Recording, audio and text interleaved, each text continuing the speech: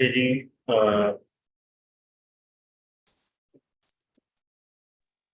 okay. First of all, thank you so much, everyone, for joining.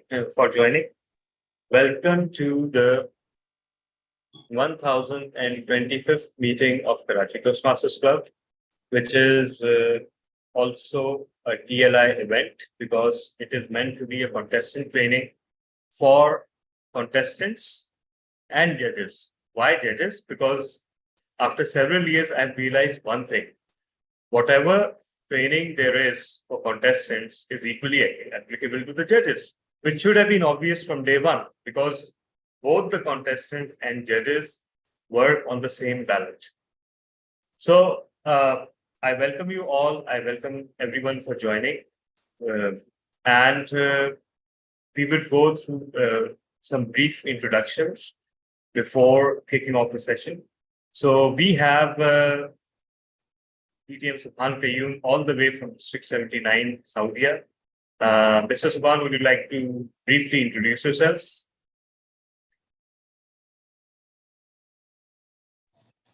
अस्सलामुअलैकुम जी, मेरा नाम अब्दुल सुभान है। मेरा अलिफ एडवांस टोस्ट मास्टर का क्लब का मेंबर हूँ और हमारे महीने में एक दफा मीटिंग होती है। तो मैं काफी से सोच रहा था कि मैं ये मीटिंग ज्वाइन करूं, लेकिन वो कुछ सुस्ती की वजह से नहीं कर सका। लेकिन अब मैं सोचता हूँ कि अटेंड करूँ। कल भी मैंने आपकी उर्दू जो हो रही थी मीटिंग, वो मैंने अटेंड की मुबीना के साथ, तो मुझे बड़ा अच्छा लगा। बहुत ही खासकर आपकी तकरीर जो थी बड़ी मुतासिर कुन थी और मुझे अच्छा लगा। इंशाल्लाह कोशिश करूँगा कि मैं इसको कंटिन्यू करूँ। शुक्रिया। बहुत बहुत शुक्रिया सुभान साहब। मैं सिर्फ इतना कहूँगा कि शायद मेरी तकरीर से ज़्यादा मुतासर कुन टोस्टमास्टर मुबीना की इवैल्यूएशन थी या तज्जिया था। तो बहुत बहुत शुक्रिया आपका। और इसके साथ ही हम आगाज करते हैं। सबके लिए खुली दावत है कि आप अपना सवाल, चाहे वो उर्दू स्पीच कॉन्टेस्ट के मुतालिक हो या ह्यूमरस के मुतालिक हो, आप अंग्रेजी या उर्दू जिसमें भी आप आसानी महसूस करें कर सकते हैं, क्योंकि ये एक तालीमी सेशन है। ये कोई बहुत ज्यादा कोई रस्मी मीटिंग नहीं है और इसका मकसद हम सबको सीखना है। तो जनाब, हम शुरू करते हैं और पहला सेशन आज का होगा उर्दू स्पीच कॉन्टेस्ट यानी उर्दू तकरीरी मुकाबले के बारे में, और दूसरा सेशन होगा ह्यूमरस स्पीच कॉन्टेस्ट के मुकाबले के बारे में। दोनों सेशंस के इख्तिताम पे सवाल जवाब का मौका दिया जाएगा और आप सब लोगों से दरख्वास्त है कि अपने सवालात लिख के रखें अपने पास, जो सवाल जहन में आता है। और उससे पहले हमारे programme quality director Atif Irfan साहब, he's a seasoned project management professional from DMI US, who has served on top leadership position in multinational and large national organizations. He has achieved the highest credential of DTM from Toastmasters twice, and there's an incredible list of accolades. DTM Atif has mentioned a very large number of Toastmasters and individuals in Pakistan and around the world. So he served on various leadership positions, including area director, division director, and club growth director, and now, mashallah, he's the program quality director. So DTM Atif, remarks from your side. Thank you so much for joining.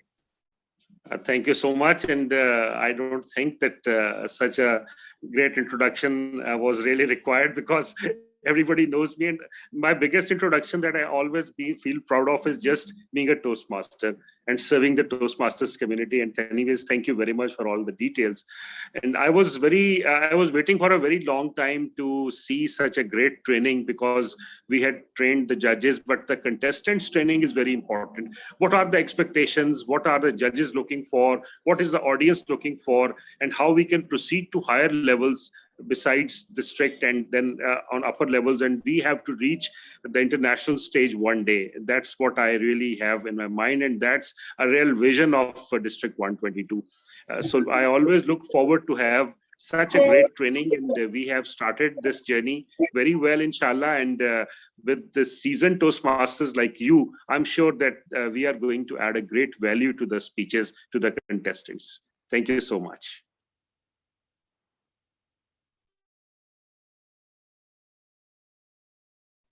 Thank you so much, PQD Atif, for your kind remarks. And that has been the vision of our district from day one.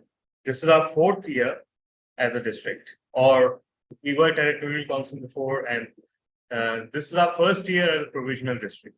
So ever since day one, even though we knew that our contestants could not make it all the way to World Championship of Public Speaking, the vision was always this, that every speech in every club, in every meeting, should be a contest quality speech. And if you visit some of our clubs and if you listen to some of the speeches, you would say that we have made great strides in that direction.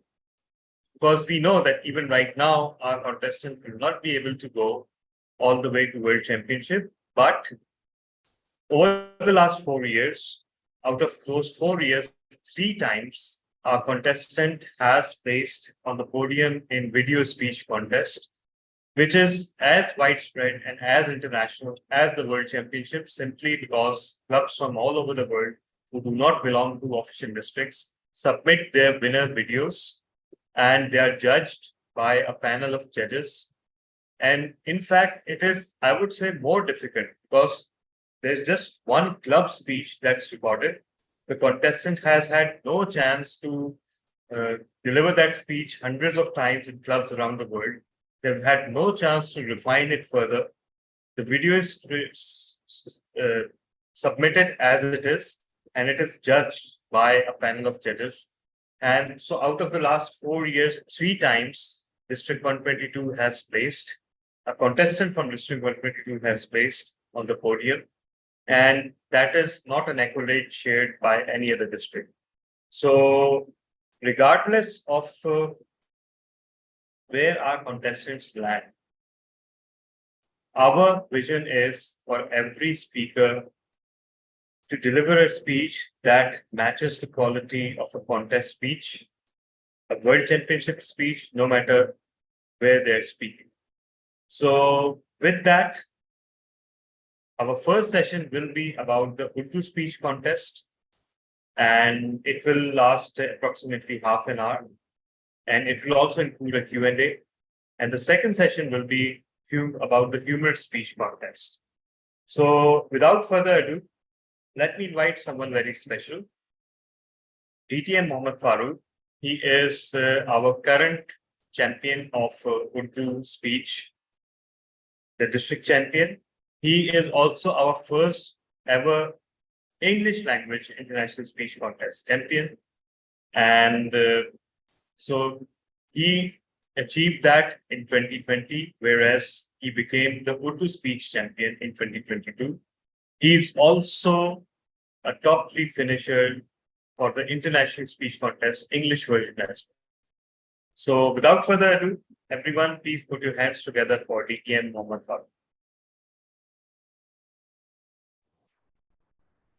बहुत शुक्रिया DTM Talha, आपने मुझे इस खिदमत का मौका दिया कि मैं आज आकर आपके सामने अपनी कुछ गुजारिशात पेश करूं उर्दू तकरीर के हवाले से। जब डीटीएम तलहा ने मुझसे रब्ता किया तो मेरे जहन में एक अपना पुराना वाक़या मेरे जहन में आया।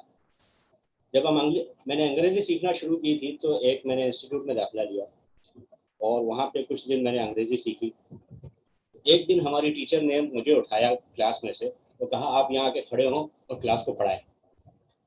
तो मैं बड़ा खुश हुआ कि टीचर ने मुझ पर इतना बड़ा एतमाद किया और मैं बड़े सीना चौड़ा करके खड़ा हुआ और एक बड़ी पुरवकार शाल चलता हुआ मैं क्लास के सामने आया। तो टीचर ने मुझे देखा और कहा कि आप ज़्यादा खुश ना हो, मैंने आपको इसलिए नहीं बुलाया कि आपको कुछ आता है, मैंने आपको इसलिए बुलाया कि इस बहाने आप कुछ सीख जाए। तो मुझे लगता है डीटीएम तलहा ने भी आज कुछ ऐसी ही टेक्निक इस्तेमाल की है मुझ पर कि यहाँ आकर आपके सामने मैं उर्दू तकरीर के हवाले से खुद भी कुछ सीखूं और जो कुछ मुझे आता है वो मैं आपके सामने रखूं। سب سے پہلے مجھے یہ بتائیے کہ آپ میں سے کتنے لوگ ایسے ہیں جنہوں نے کبھی بھی زندگی میں اردو تقریر کی ہے؟ اسکول میں، کالج میں، یونیورسٹی میں یا کسی کلب میں؟ اچھا، تو کتنے ایسے لوگ ہیں جنہوں نے انگریزی میں تقریر کی ہے؟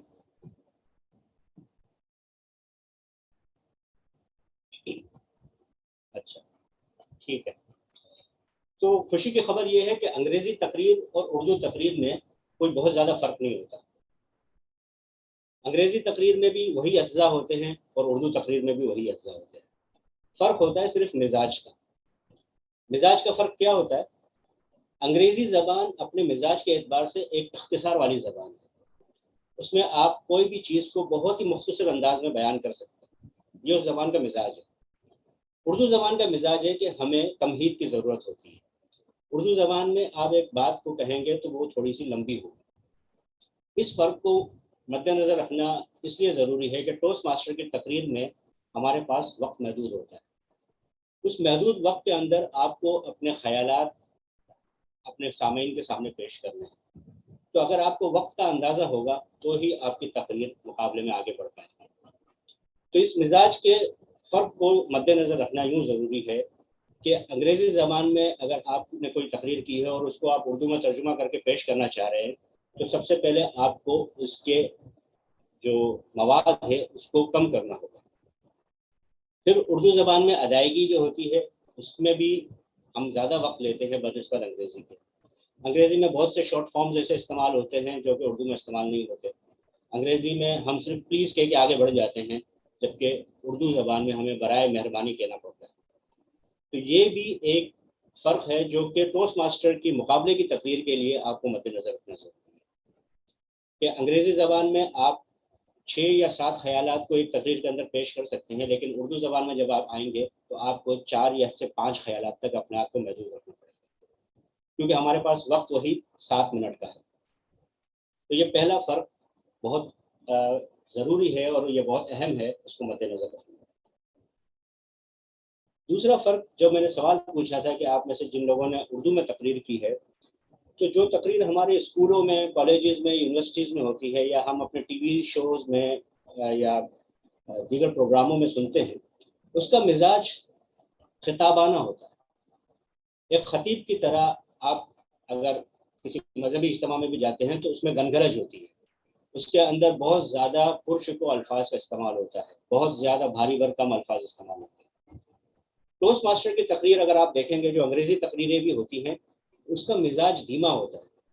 اس کے اندر ایک کہانی کا عنصر ہوتا ہے، ایک داستان کا عنصر ہوتا ہے اور اس داستان کے ذریعے پھر ایک پیغام دیا جاتا ہے. تو یہ ایک بہت ہی بنیادی فرق ہے. وہ لوگ جنہوں نے اسکول کالجز میں تقریریں کی ہیں، وہ جب اسی انداز کو ٹوسٹ ماسٹرز کے پلیٹ فارم پہ لے آتے ہیں تو ان کو یہ بیلنس رکھنا پڑے گا، یہ توازن رکھنا پڑے گا کہ وہ تقریر جوں کی تو نہ آئے، بلکہ اس تقریر کے اندر کچھ ہمیں تبدیلیاں کرنی ہوں گی. مثال کے طور پہ تبدیلی یہ کرنی ہوگی کہ اس تقریر کو آپ نے اپنی ذات کے ساتھ ہم آہنگ کرنا. میں نے ایک بڑی خوبصورت تقریر سنی تھی، انتہائی بہترین تقریر تھی. اس میں الفاظ، شاعری اور اس کا جو انداز بیان، ہر چیز زبردست تھی. لیکن اس کا موضوع تھا ہم شرمندہ ہیں اس دور کا انسان ہوگا. اور یہ تقریر میرے والد نے اپنے اسکول کے زمانے میں بھی کی ہے اور یہی موضوع 1968 سے لے کر آج تک ہمارے اسکول اور کالجز میں بیان ہوتا ہے. تو ہمیں اس چیز سے پیچھا چھڑانا ہوگا، اپنی سوچ کو میں کچھ انوکھا پن، کچھ نیا نکھار لانا ہوگا. اور اس موضوع کو ہی اگر آپ اپنی تقریر میں بیان کرنا چاہتے ہیں تو اس کو آپ کو اپنی ذات کے اوپر منطبق کرنا ہوگا. معذرت کے ساتھ ہمارے اسکول کالجز میں جو تقریریں ہوتی ہیں وہ تنقید زیادہ ہوتی ہے، معاشرے پر تنقید، حکومت پر تنقید، اس پر تنقید، اس پر تنقید. تو اس میں ہم ذاتی کہانی کو اگر پیش کریں کہ میں نے یہ کام کیا، اس کا مجھے یہ نقصان ہوا، اگر میں یوں کرتا، اگر مجھے صحیح وقت پہ صلاح مل جاتی، اگر معاشرہ میرے ساتھ ہوتا تو میرے اندر یہ نکھار آتا. چلو میرے ساتھ نہ ہوا، میں کسی اور کے ساتھ اچھا کر جاؤں. اگر اس طرح کا پیغام ہم ان تقریروں میں، جو اسٹیریو ٹائپ تقریریں ہیں، میں وہی الفاظ استعمال کر رہا ہوں، اسٹیریو ٹائپ تقریریں ہیں جو ہمارے اسکول کالجز میں ہوتی ہیں، ایک ہی موضوعات پر وہی باری بھرکم الفاظ اور پھیپھڑوں کا زور لگا کر ایک جوش خطابت کے ساتھ وہ تقریریں کرنا، وہ اپنی جگہ پر ٹھیک ہیں. لیکن جب ٹوسٹ ماسٹر کی مقابلے کی تقریر کے لیے آپ تیاری کر رہے ہیں تو پھر آپ کو ان تقریروں کو بہت زیادہ کانٹ چھانٹ کر اور اس کے مواد کو بہت زیادہ تبدیل کر پیش کرنا ہوگا. تو یہ ایک بنیادی فرق ہے ان لوگوں کے لیے جنہوں نے اردو میں تقریریں کی ہیں، اس فرق کو وہ بروز خاطر رکھیں. اور جو لوگ انگریزی سے تقریریں کی تقریریں کرتے ہوئے یہاں اردو آنا چاہ رہے ہیں، ان کے فرق ہے کہ انگریزی تقریر کو انہیں تھوڑا سا کمپریس کرنا پڑے گا. ٹوسٹ ماسٹر میں جو تقریریں پیش کی جاتی ہیں اس کو جب میں نے پڑھا اور جب میں خود اس کی تیاری کر رہا تھا تو مجھے بار بار یہ خیال آتا تھا کہ یہ تو کہانی ہے. یہ کہانی کا عنصر بڑا ہی دلچسپ ہے. اور اردو زبان میں کہانی ہم پازیٹیو بھی لے سکتے ہیں، منفی بھی ہو سکتی ہے، لیکن انگریزی میں کہانی جو ہے وہ ایک واقعہ ہے. وہ کسی کے ساتھ بھی ہو سکتا ہے، ضروری نہیں وہ جھوٹا واقعہ ہو، وہ کوئی بھی واقعہ ہو سکتا ہے، وہ کوئی بھی فرضی تمثیل ہو سکتی ہے، وہ کوئی بھی آپ سبق آموز کہانی پیش کر سکتے ہیں. تو اردو ادب کے اندر جو افسانے کا صنف ہے، افسانے کی صنف ہے، وہ مجھے ٹوسٹ ماسٹر کی تقریر سے زیادہ قریب لگتی ہے. کیونکہ افسانے کے اندر بھی ایک پورا بلڈ اپ ہوتا ہے، کہانی کا آغاز ہوتا ہے ایک ڈرامائی طریقے سے، ایک توجہ کھینچنے والے طریقے سے، پھر آہستہ آہستہ کہانی اپنے رخ پر آگے بڑھتی ہے اور آخر میں اس کے اندر کوئی سبق چھپا ہوتا ہے، کوئی خیال چھپا ہوتا ہے، کوئی ایکشن ہوتا ہے، کوئی کال فار ایکشن ہوتی ہے، اور اس طرح کی وہ کہانی اپنے اختتام کو پہنچتی ہے. یہی چیز ٹوسٹ ماسٹر کی تقریروں میں جو آپ انٹرنیشنل تقریریں دیکھیں گے یا انگریزی میں جن آپ لوگوں نے جو تقریریں کی ہے اس میں بھی یہی پیٹرن ہوتا ہے.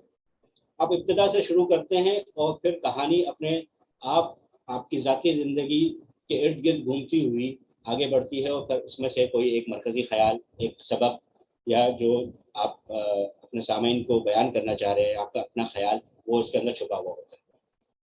تو اس افسانے کی ٹیکنیک کو سمجھنا یا اس کو پڑھنا بہت ضروری ہے تاکہ آپ ایک اچھی ٹوسٹ ماسٹرز والی تقریر لکھ سکیں. یہ تو ہو گیا موضوع کے اوپر. ہم نے کچھ تقریریں ایسی دیکھی تھی ٹوسٹ ماسٹرز کے اندر بھی کہ ایک صاحب آئے اور انہوں نے ایک تقریر پیش کی، جیسے میں نے ابھی ایک مثال دی کہ ہم شرمندہ ہیں اس دور کا انسان ہوتا ہے. اب یہ تقریر ایسی تقریر ہے کہ جس میں آپ سارے معاشرے کے اندر جو برائیاں ہیں اس کی نشاندہی کر رہے ہیں اور اس کے خاتمے کے لیے کون کیا کر سکتا ہے اس کی بات کر رہے ہیں، لیکن اس کے اندر آپ یہ افسانے کا عنصر نہیں پیدا کر سکتے. تو آپ کی تقریر کا موضوع ایسا ہونا چاہیے جو آپ کی ذاتی زندگی سے کسی نہ کسی طرح ریلیٹڈ ہو، آپ کے اپنے آس پاس کے لوگوں سے کسی طرح ریلیٹڈ ہو، اور وہ آپ کے سامعین سے کسی طرح ریلیٹڈ ہو. ایک اور تقریر ہم نے سنی تھی جو کہ بہت اچھی تقریر ہے، اس میں کوئی شک نہیں، لیکن اس کا عنوان تھا اقبال کا تصور خودی. اب اس تقریر میں ٹوسٹ ماسٹرز کے جو قواعد و ضوابط ہیں اس کے مطابق 25% سے زیادہ مواد آپ کسی باہر کے مواد سے نہیں لے سکتے. اب جب آپ اقبال کا تصور خودی پیش کر رہے ہیں تو اس میں لازماً آپ کو 25% سے زائد علامہ اقبال کے خیالات، علامہ اقبال کی اشعار، علامہ اقبال کے اشعار کی تشریح جو دوسرے لوگوں نے کی ہے، جو آپ نے پڑھی ہے، وہ آپ کو پیش کرنا پڑے. تو موضوع کا انتخاب کرتے ہوئے آپ کو ٹوسٹ ماسٹرز کے یہ جو اصول و ضوابط ہیں یہ مد نظر رکھنے پڑیں گے کہ 25% سے زیادہ مواد آپ باہر سے نہیں لے سکتے، اور جو مواد آپ لے رہے ہیں بے شک وہ 25% سے کم بھی ہے تب بھی آپ نے اس کا حوالہ دینا لازمی ہے. اگر آپ نے حوالہ نہ دیا تو یہ آپ کی تقریر احتجاج میں چلی جا سکتی ہے، اور احتجاج میں پھر ہو سکتا ہے کہ وہ اس مقابلے سے باہر کر دی جائے. تو یہ موٹی موٹی باتیں ہیں جو تقریر کا موضوع چنتے وقت آپ کو مد نظر رکھنی ہے. اب تقریر کے موضوع آپ نے چن لیا اور آپ نے اس کو 5 سے 7 منٹ کے اندر بھی تیار کر لیا، اپنے خیالات کو جامع کر لیا. اب ہے اس کی سجاوٹ، اور اردو تقریر میں سجاوٹ کے اتنے لوازمات مہیا ہیں جو انگریزی تقریر میں شاید نہیں ہے یا میرے پاس نہیں ہے. مثال کے طور پہ شاعری کا بہترین استعمال کیا جا سکتا ہے. اب آپ کہیں گے یار مجھے تو کبھی شاعری آئی نہیں، تو ہم جس دور میں زندہ ہیں وہاں پہ ہماری 99% مشکلات کا حل ایک لفظ ہے، گوگل. ہم گوگل کے ذریعے اپنے موضوع سے متعلق اشعار کی تلاش کر سکتے ہیں، اور ان اشعار کو ہم لسٹ ڈاؤن کر لیں، اس میں دیکھیں کون سا شعر سب سے زیادہ موضوع ہے، کون سا ایسا شعر ہے جو بولنے میں اچھا ہے، سننے میں اچھا ہے اور موضوع سے مناسبت رکھتا ہے، اور اس شعر کو ہم اپنی تقریر میں استعمال کر سکتے ہیں۔ دوسری چیز ہے محاورے۔ اردو محاورے دو طرح کا کام دیتے ہیں ہماری تقریر کے اندر۔ ایک تو وہ تقریر کو پرلطف بنا دیتے ہیں، سننے میں اچھا لگتا ہے، لوگوں کے چہروں پہ ہنسی آ جاتی ہے، اور اگر وہ نگینے کی طرف فٹ ہو تو وہ موضوع کا جو خیال ہے اس کو بھی کمیونیکیٹ کر رہا ہوتا ہے، یعنی وہ تقریر کو آگے بڑھا رہا ہوتا ہے۔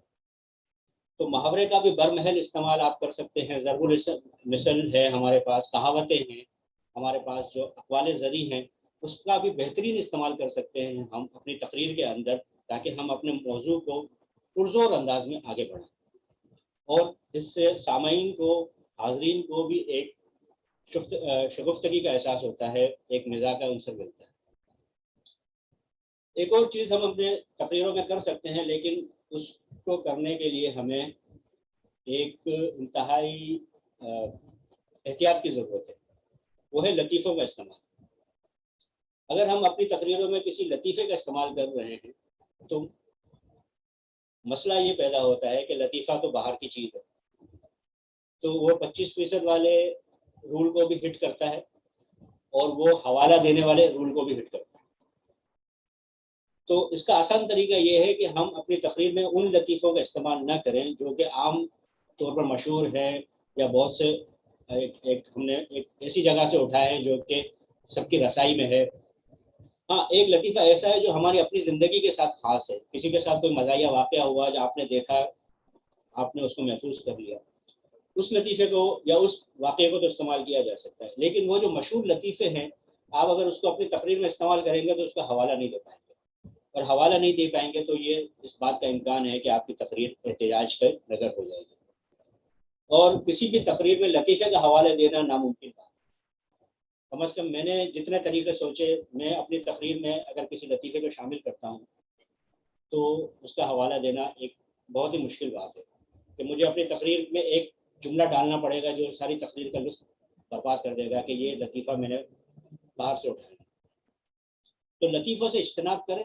ہاں، اپنی زندگی کے شگفتگا واقعات، اپنی زندگی کے ایسے واقعات یا اپنے آس پاس آپ کے پاس جو واقعات ہوئے ہیں، اس کو آپ اس پیرائے میں بیان کریں کہ اس کے اندر مزاح کا عنصر بھی آ جائے اور اس کے اندر لوگوں کو ہنسی کا موقع بھی مل جائے، تو یہ تو بات کی جا سکتی ہے۔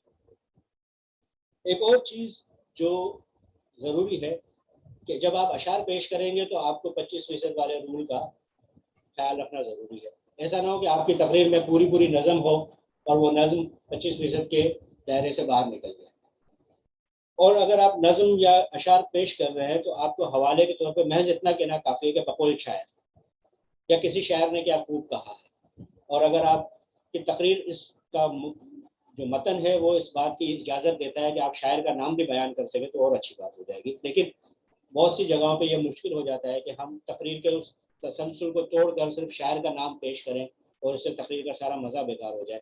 تو اس بات کی میرے خیال میں اجازت ہوگی کہ ہم صرف بقول شاعر یا کسی شاعر نے کیا خوب کہا ہے کہہ کر ایک شعر بیان کر دیں اپنی تقریر کے اندر، اور اس سے بات آگے بڑھ جائے۔ اچھا، شاعری کے استعمال میں سمجھتا ہوں میرے پاس دو پوائنٹس ہیں۔ ایک تو شعر کا استعمال ہوتا ہے تقریر کے شروع میں، یہ شعر کا استعمال ہوتا ہے صرف توجہ کھینچنے کے لیے۔ یہاں پہ آپ کو آزادی ہے، آپ کوئی بھی شعر، کوئی بھی اچھا سا شعر جو آپ کو ادائیگی میں بھی آسان ہو اور آپ کے موضوع سے تھوڑی بہت مطابقت رکھتا ہو، یا آپ کے جو تقریر شروع کرنے کا انداز ہے اس سے مطابقت رکھتا ہو، تو آپ اس شعر کا استعمال کر سکتے ہیں۔ یعنی اس کا 100% تقریر سے مناسبت رکھنا ضروری نہیں ہے جو شعر آپ تقریر کے شروع میں استعمال کریں، لیکن تقریر کے درمیان میں اور آخر میں اگر آپ کوئی شعر، کوئی مقولہ، کوئی اقوال زرعی استعمال کر رہے ہیں تو وہ آپ کے موضوع سے مناسبت رکھنا چاہیے، کیونکہ وہاں پر آپ یہ رسک، یہ خطرہ مول نہیں لے سکتے کہ ایک صرف شعر برائے شعر آپ استعمال کریں اور آپ کی پوری تقریر جو ہے نا اس کی وجہ سے خرابی کا سبب بن جائے۔ تو آخر میں اور درمیان میں جو آپ اشعار استعمال کریں گے وہ بہت سوچ سمجھ کر اور بہت ہی زیادہ ریسرچ کے ساتھ آپ استعمال کریں، تاکہ وہ وہی پیغام سامعین تک پہنچا رہے ہوں جو آپ کی تقریر کا مقصد ہے۔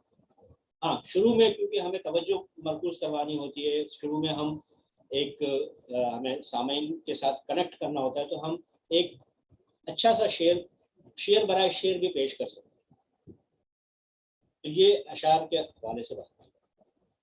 ایک اور سوال جو مجھ سے اکثر کیا جاتا ہے کہ ہم کیونکہ انگریزی بہت زیادہ بولتے ہیں، اردو میں کم بات کرتے ہیں، اور جب اردو میں بھی بات کرتے ہیں تو انگریزی بھی ہمارے زبان کے اندر جو ہے وہ بہت زیادہ گھلی ملی ہوتی ہے، تو اس بات کا کیسے ہم علاج کریں؟ تو اس میں بات یہ ہے کہ اگر تو آپ فی البدی تقریر کر رہے ہیں تو وہاں تو یہ بات سمجھ میں آتی ہے کہ آپ اپنی عادت کے مطابق بولتے جائیں گے اور اس میں انگریزی کے الفاظ آپ کی گفتگو میں آتے جائیں گے. لیکن جب آپ ایک مقابلے کے لیے تیاری کر رہے ہیں تو وہ ظاہر ہے آپ تیاری کریں گے، اس کی تقریر لکھیں گے، اس کو 100 دفعہ پڑھیں گے، اس کو تبدیلی کریں گے، اس کی ریہرسل کریں گے، بار بار اس کو دہرائیں گے. تو وہاں پر اگر آپ کے پاس انگریزی الفاظ آتے ہیں تو آپ کے پاس بڑا اچھا وقت ہوتا ہے، موقع ہوتا ہے مشورہ کرنے کا، کسی کے پاس جا کر پوچھنے کا کہ یہ انگریزی کا لفظ استعمال ہو رہا ہے میری تقریر میں، کیا اس کا اردو متبادل استعمال ہو سکتا ہے یہ؟ تو اس وقت کو آپ اگر اپنی پریپریشن میں اس چیز کو مد نظر رکھیں گے تو یہ رسک ہمارا، یہ خطرہ ہمارا کم سے کم ہوتا چلا جائے. یہاں پہ میں ایک اور بات بھی کہتا چلوں کہ ضروری نہیں کہ اردو کی تقریر میں 100% اردو کے الفاظ ہیں. ہماری اردو زبان میں بہت سے انگریزی الفاظ ایسے ہیں جو اردو کا حصہ بن چکے ہیں اور اس کے استعمال میں کوئی قباحت نہیں، کیونکہ ہمارا آخری مقصد یہ ہے کہ ہمارا پیغام حاضرین تک، سامعین تک پہنچے. اگر میں صرف اردو برائے اردو الفاظ استعمال کرنے کے چکر میں ایسے الفاظ استعمال کروں جو عام فہم نہیں ہے، لوگوں کو سمجھ میں نہیں آتے، تو کیا فائدہ اس تقریر کا؟ تو انگریزی الفاظ کے استعمال میں قباحت نہیں ہے، اس کا استعمال کم سے کم رکھیں، اور ہر لفظ کا اردو ترجمہ ڈھونڈنے کی ضرورت نہیں ہے آپ کو. وہ الفاظ جو آرام سے اردو میں منتقل ہو سکتے ہیں اور آپ کی تقریر کی ادائیگی میں آپ کو کوئی خلل نہیں ڈالتے، ان الفاظ کا بے شک آپ استعمال کریں، ورنہ آپ انگریزی کے 10-12 الفاظ استعمال کریں گے اپنی تقریر میں تو اس سے کوئی قباحت پیدا نہیں ہوگا، کیونکہ آخری مقصد ہمارا ہے کہ ہمارا پیغام لوگوں کی سمجھ میں آئے، لوگوں تک پہنچے. تو اگر میں انگریزی کے وہ الفاظ جو ہم عام زندگی میں استعمال کر رہے ہوتے ہیں اس کا اپنی تقریر میں استعمال کرتا ہوں تو اس میں کوئی مذائقہ نہیں. ایک اور بات پوچھی جاتی ہے کہ تلفظ، کیونکہ اردو ہماری زبان ہے اور ہم اس کو اسی طرح بولتے ہیں جس طرح ہم چاہتے ہیں. کبھی ہم نے نہ اسکولوں میں اس بات پہ توجہ دی جاتی ہے، نہ کالجز میں، نہ ذاتی زندگی میں، تو بہت سے ایسے الفاظ ہیں جن کے تلفظ مختلف ہو جاتے ہیں. مثال کے طور پہ ایک بڑا ہی عام سا لفظ ہے مٹی اور مٹی، کوئی اس کو زیر سے بولتا ہے، کوئی اس کو زبر سے بولتا ہے. تو جب آپ اپنی اردو کی تقریر تیار کر رہے ہوں گے تو جس لفظ پہ آپ کو شبہ ہے کہ آپ اس کا تلفظ صحیح نہیں جانتے، تو آج ہمارے پاس ایک بہترین ویب سائٹ موجود ہے اردو لغت کے نام سے، جو کہ حکومت پاکستان کا منصوبہ ہے. اور اس ویب سائٹ پہ جا کر آپ کوئی بھی لفظ ٹائپ کریں تو اس کا آڈیو ورژن بھی آپ کو مل جائے گا، اس کا حروف تہجی اور اعراب کے ساتھ بھی وہ لکھا ہوا مل جائے گا آپ کو، اور اس کے معنی اور مترادف بھی مل جائیں گے. تو اس ویب سائٹ سے، اور دیگر ویب سائٹ بھی ہیں، ریختہ بھی ہے اور اردو لغت بھی ہے، ان ویب سائٹ کا آپ فائدہ اٹھا سکتے ہیں اپنے تلفظ کو بہتر بنانے کے لیے، صحیح تلفظ ادا کرنے کے لیے. اچھا، لہجہ آپ کی مادری زبان کے ساتھ اگر ہے تو اس میں کوئی مذائقہ نہیں ہے، وہ جج بھی سمجھتے ہیں. وہ جب ہم انگریزی تقریریں کر رہے ہوتے ہیں تو بھی ہمارا لہجہ آکسفورڈ یا برٹش نہیں ہوتا. تو لہجے پر آپ اتنا زیادہ پریشان نہ ہو. ہاں، لفظ کا تلفظ آپ ٹھیک جتنا کر سکتے ہیں وہ اتنا آپ کی تقریر کو کامیابی کے چانسز آپ کے بڑھا دیتے ہیں. ایک اور چیز ہوتی ہے باڈی لینگویج، اور یہ بڑا ہی دلچسپ موضوع ہے. جب میں سوچ رہا تھا اس کے بارے میں اور جب میں اپنی تقریریں بھی تیار کرتا ہوں کہ انگریزی زبان کی باڈی لینگویج ڈفرینٹ ہے اور اردو زبان کی باڈی لینگویج مختلف ہے. اس کی سب سے اچھی اگزامپل تو یہ ہے، یہ جو تھمز اپ ہے یہ انگریزی میں تھمز اپ ہے لیکن اردو میں ٹھینگا ہے. تو اس طرح کی چیزیں ہم دیکھیں کہ ہم جو اردو میں اگر بات کر رہے ہیں تو کیا ہماری اس وقت باڈی لینگویج، جو خیال ہم پیش کر رہے ہیں، جو جملہ ہم کہہ رہے ہیں، اگر ہم غصے کا اظہار کر رہے ہیں تو کیا ہماری باڈی لینگویج اردو کے غصے والی ہے یا انگریزی کے غصے والی ہے؟ یا اگر ہم خوشی کا اظہار کر رہے ہیں یا اگر ہم حیرت کا اظہار کر رہے ہیں اپنی تقریر کے اندر، تو کیا ہمارے چہرے کے تاثرات، ہماری جو بدن بولی ہے وہ اردو والی ہے یا انگریزی والی؟ اچھا، یہ بڑا دلچسپ موضوع ہے اور یہ ایک ایک الگ بحث چھڑ جائے گی اس کے اوپر. لیکن اگر آپ اپنی تقریر کو بہتر سے بہتر بنانا چاہتے ہیں تو آپ کو اس پر کام کرنا ہوگا, اور اس پر کام کرنے کے لیے آپ کو یوٹیوب کا سہارا لینا پڑے گا. یوٹیوب پر آپ دیکھیں پرانے ڈرامے سن 70 اور 80 کے, اور اس میں دیکھیں کہ وہ کردار اگر کوئی جملہ کہہ رہا ہے, کوئی شدت کے ساتھ جملہ کہہ رہا ہے, تو کیا اس کی باڈی لینگویج اردو کا ڈرامہ. اور اگر وہ غم کا اظہار کر رہا ہے, اپنی آواز کے اندر وہ اداسی لا رہا ہے, تو اس وقت کیا اس کی باڈی لینگویج. اور اسی طرح اگر وہ خوشی کا اظہار کر رہا ہے تو کس طرح وہ اچھل کود کر رہا ہے. تو یہ چھوٹی چھوٹی باتیں اگر آپ نے اپنی تقریر کے اندر شامل کر لی تو یہ جج حضرات کو بھی متاثر کریں گی, اور یہ سامعین کو بھی متاثر کریں گی, اور یہ آپ کی تقریر کو ایک الگ ہی رخ دے دیں گی, ایک الگ ہی معیار پہ لے جائیں گی.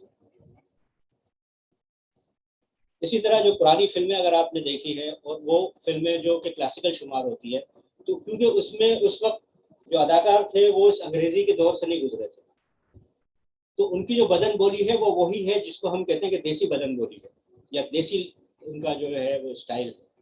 وہ اسٹائل اگر آپ اپنی تقریر میں لے آتے ہیں تو آپ کے تقریر کے جیتنے کے چانسز دوسروں کے مقابلے میں بہت زیادہ بڑھ جاتے ہیں. پھر لوگ کہتے ہیں کہ بھائی اگر ہم اپنی تقریروں کو کس طرح سے اس کی ڈرافٹنگ کریں, تو اردو تقریر میں ایک بڑا ہی دلچسپ پیٹرن فالو ہوتا ہے کہ ابتدا جو کی جاتی ہے وہ شاعرانہ ہوتی ہے, یا ایک ڈرامائی ہوتی ہے, یا ایک افسانے کی طرح ہوتی ہے, اور پھر آہستہ آہستہ اس کو اپنے مرکزی خیال سے جوڑا جاتا ہے, اور پھر مرکزی خیال آہستہ آہستہ اپنے اختتام کی طرف, اپنے جو اس کہانی کے اندر یا اس تقریر کے اندر جو سبق چھپا ہوا ہے اس کی طرف بڑھتا ہے.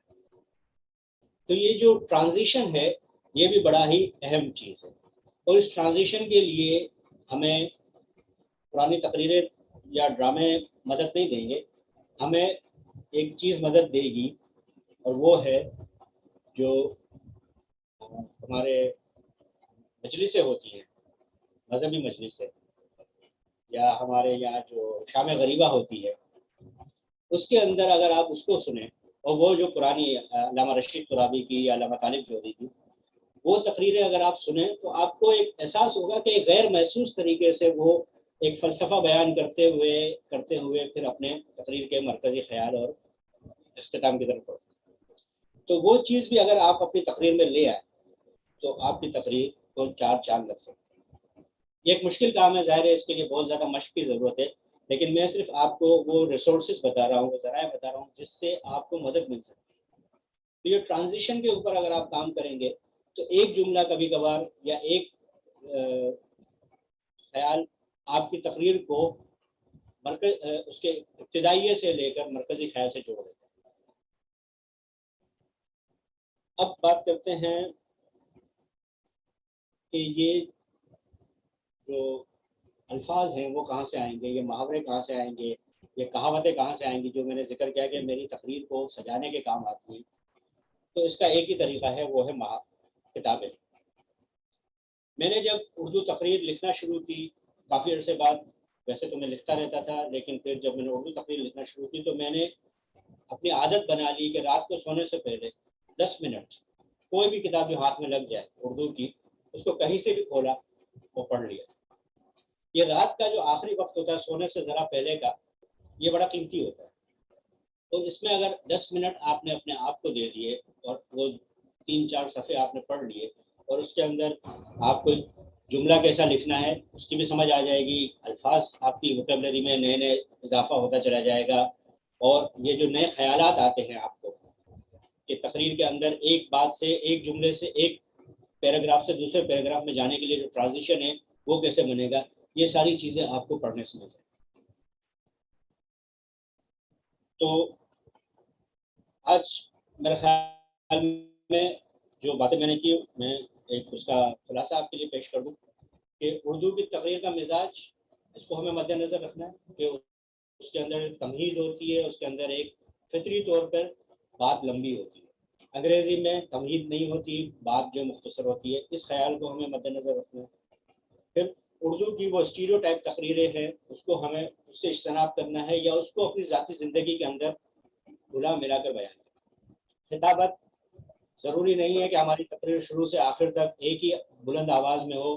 ہمیں اپنے لہجے کو کبھی دھیما رکھنا پڑے گا, کبھی اس میں ڈرامائی مول لانا پڑے گا, کبھی اداسی ہوگی, کبھی خوشی ہوگی. اسی طرح ہماری تقریر مختلف فلیورز لے کر آگے بڑھے تو وہ ایک ٹوسٹ ماسٹرز کی بہترین تقریر بن جائے.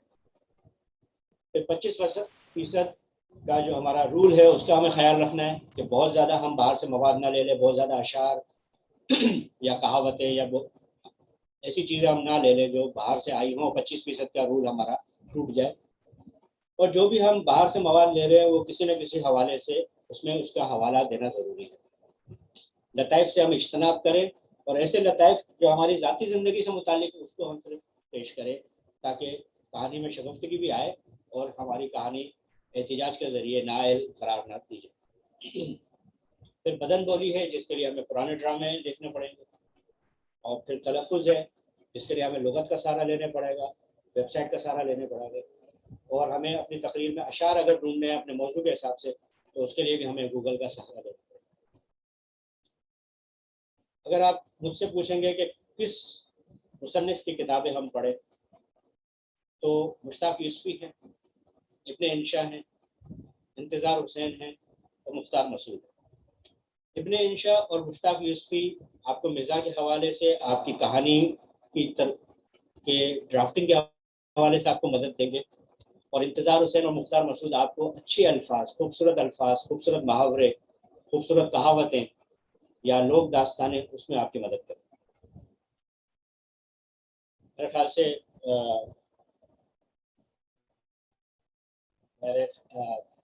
آج کے لیے اتنا ہی کافی ہے, اور اگر اس حوالے سے آپ کے کوئی سوالات ہوں تو میں حاضر ہوں اس کے.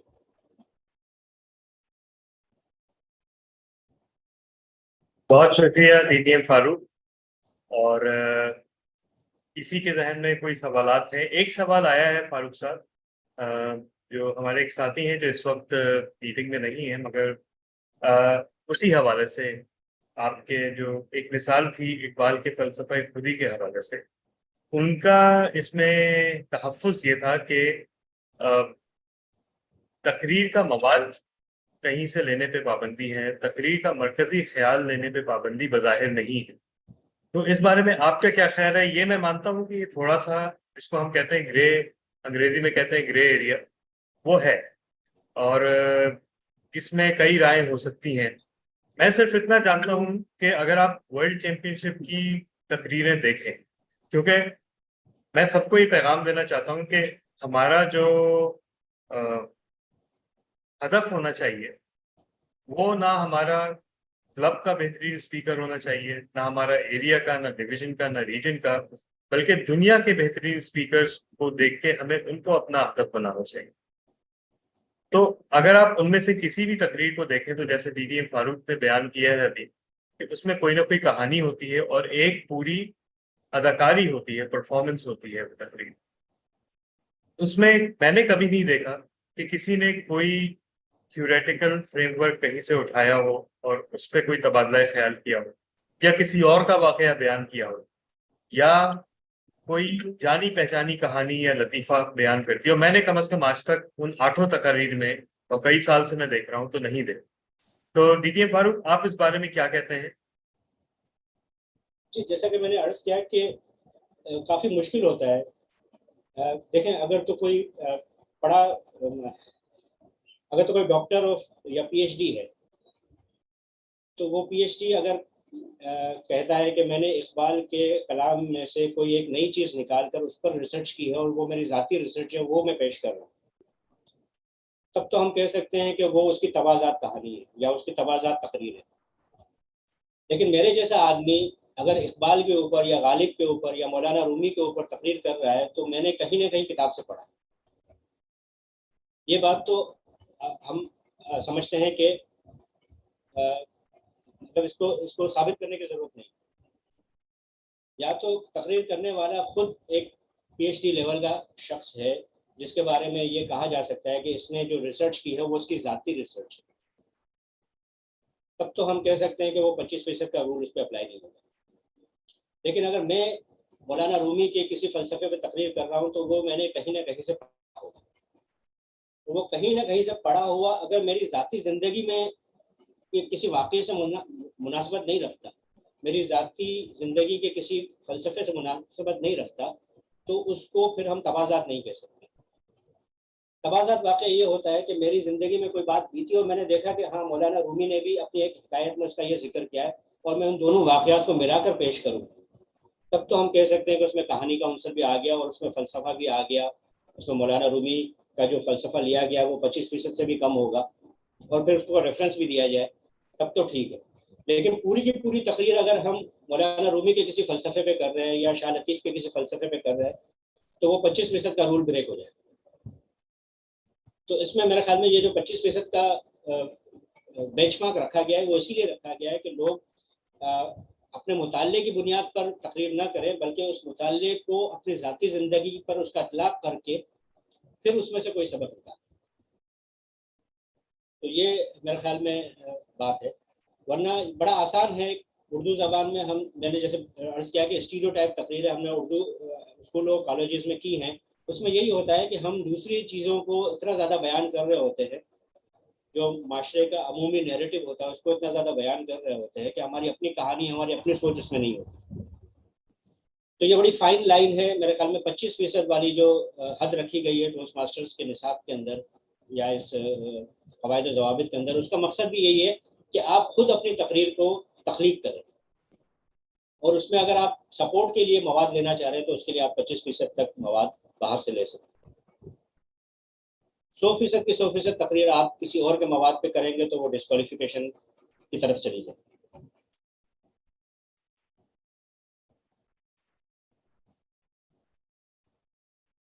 लताइफ के हवाले से अभी भी ये कन्फ्यूजन है, काफ़ी जो लोग मुकाबले में शरीक होते हैं, अंग्रेज़ी में भी उर्दू में भी, वो कहते हैं हम लतीफ़े को रेफरेंस नहीं कर सकते। तो मैं उन्हें जवाब देता हूँ फिर आप लतीफ़े का इस्तेमाल न करें। वो लतीफ़ा जिसका आप रेफरेंस तकरीर के अंदर नहीं दे सकते और वो इतना मशहूर है कि सब लोगों को पता चल जाता है, तो फिर उसका इस्तेमाल ख़तरे से खाली नहीं है। फिर उससे बेहतर है कि आप उस लतीफ़े को कुर्बान कर दें, अपनी तकरीर को कुर्बान न करें,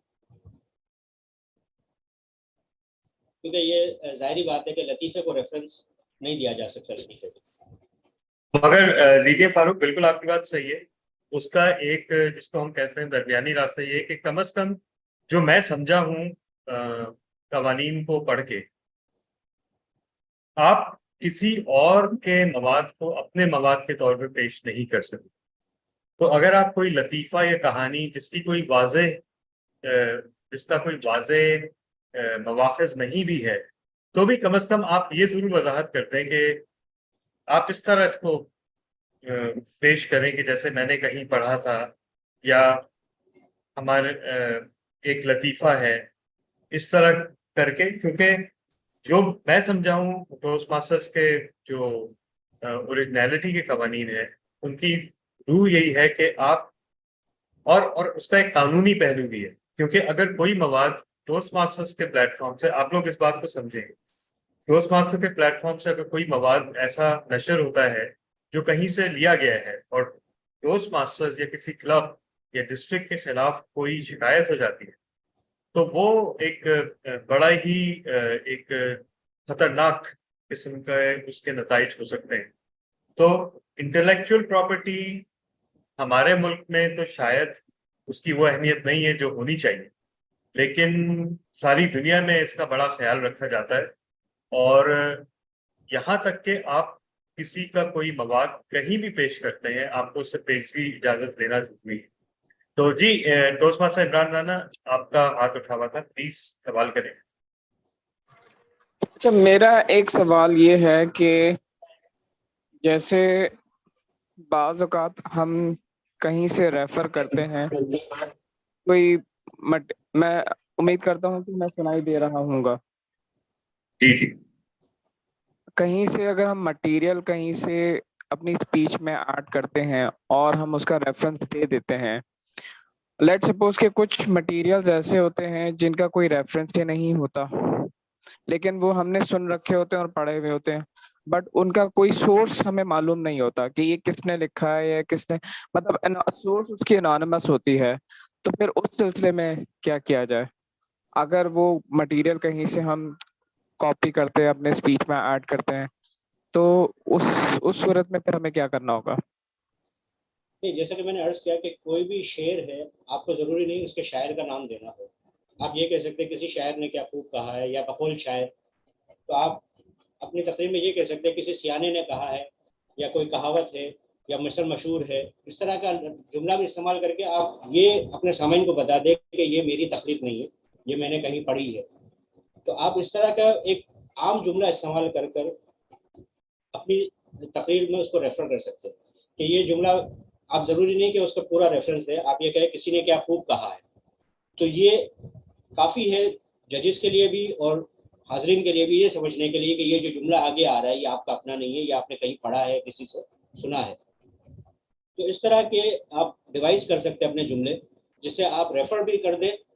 अच्छा, इसमें जो बात मद्देनजर रखने की ये कि वो आपकी तकरीर के मतन को, उसकी रवानी को ना तोड़े, उसके तसलसल को ना तोड़े। सिर्फ रेफरेंस देने के लिए अगर आपने अपनी तकरीर का तसलसल तोड़ दिया तो ये आपके पॉइंट्स काट देगा। तो आप ये जो छोटा सा जुमला है कि किसी ने क्या खूब कहा है या किसी सियाने ने बड़ी अच्छी बात कही है, इस तरह का जुमला कहकर आप उस कहावत को या उस जुमले को दोहरा सकते हैं, उसमें कोई कबाहत नहीं है। इसी तरह शायरी के लिए भी ज़रूरी नहीं है कि आप शायर का पूरा रेफरेंस दें, आप बकौल शायर कहकर भी वो शेर सुना दें और आगे चले, अपनी तकरीर को आगे बढ़ा दें। इससे आपकी तकरीर का तसलसल नहीं टूटेगा, क्योंकि ये बात अहम है कि हम मुकाबला कर रहे हैं। हम छोटी छोटी बातों के लिए अपनी तकरीर के तसलसल को तोड़ेंगे तो फिर उसकी रवानी और उसको सुनने में जो लुत्फ है वो ख़त्म हो जाएगा। तो इस चीज़ का भी ख्याल रखना है हमने कि तकरीर का खून ना हो और हवाले और जो रेफरेंस देने का काम है वो भी बखूबी हो जाए। तो इस तरह के कुछ 2-4 जुमले हम ऐसे डिज़ाइन कर सकते हैं जो हम अपनी तकरीर में हवाला देने के लिए इस्तेमाल कर दें, जो छोटा सा हो, मुख्तसर से जुमला हो, जिससे हमारा ये काम भी पूरा हो जाए कि हमने हवाला दे दिया और हम अपनी तकरीर का तसलसल भी उससे ख़राब न करें। बहुत शुक्रिया पीटीएम फारूक। इसके अलावा कोई अगर सवाल हो? ये 2 वेबसाइट्स मैंने चैट बॉक्स जी में जी लिखी। इसमें से एक तो उर्दू लुगत है जो मैंने जिक्र किया कि तलफ़ुज़ में इसमें आप कोई भी लफ्ज़ अगर अंग्रेज़ी में भी लिखेंगे या रोमन में लिखेंगे या उर्दू में, आप उर्दू टाइप कर सकते हैं, आप उर्दू में लिखेंगे तो इसके आराब के साथ ये लफ्ज़ आपके पास आ जाएगा। आप इसका देख सकते हैं क्या तलफ़ुज़ है, ज़ेर ज़बर कहाँ लगा हुआ है।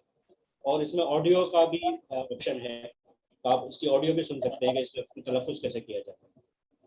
तो दूसरी है उर्दू थेसॉरस। इसमें आप एक लफ्ज़ के मुतरादिफ ढूंढ सकते हैं। कभी कभार ऐसा होता है कि एक लफ्ज़ मुझे लिखना है लेकिन वो मुझे सुनने में या बोलने में अच्छा नहीं लग रहा, तो मैं सोचता हूँ कि इसकी जगह कौन सा दूसरा लफ्ज़ इस्तेमाल करूँ। तो ये मुतरादिफ के ज़रिए आप ढूंढ सकते हैं कि इसकी जगह कौन सा दूसरा लफ्ज़ इस्तेमाल हो सकता है।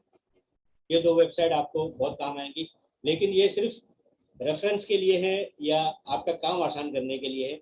इसके पीछे आपको पढ़ने की मेहनत तो लाजमी करनी पड़ेगी, जब भी आपको वो पहला लफ्ज़ मिलेगा जो आपको इस वेबसाइट तक ले जाएगा।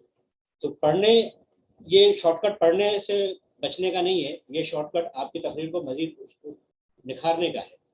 असल जो आपकी तकरीर आएगी वो तो आपके मुताले से आएगी, वो आपके अपनी ज़ाती ज़िंदगी से आएगी। और उसके लिए मैंने कहा कि आप रोज़ अपने 10 मिनट आपको अपने जो है वो कुर्बान करने पड़ेंगे। किसी न किसी किताब को कहीं ना कहीं से आप पढ़ें, 2 पैराग्राफ भी अगर आप पढ़ेंगे तो वो 1-1.5 महीने के अंदर आपके पास इतना मवाद जमा हो जाएगा कि आपकी तकरीर एक स्टैंड आउट की पोजीशन में आ जाए। बहुत शुक्रिया डीटीएम फारूक। और यहाँ पे मैं आई थिंक मेरा ख्याल है कि बहुत अच्छा मौका होगा कि अगर जो इस वक्त लोग मौजूद हैं उनको याद दिलाया जाए कि जो आपकी फातिह तकरीर थी पासवर्ड,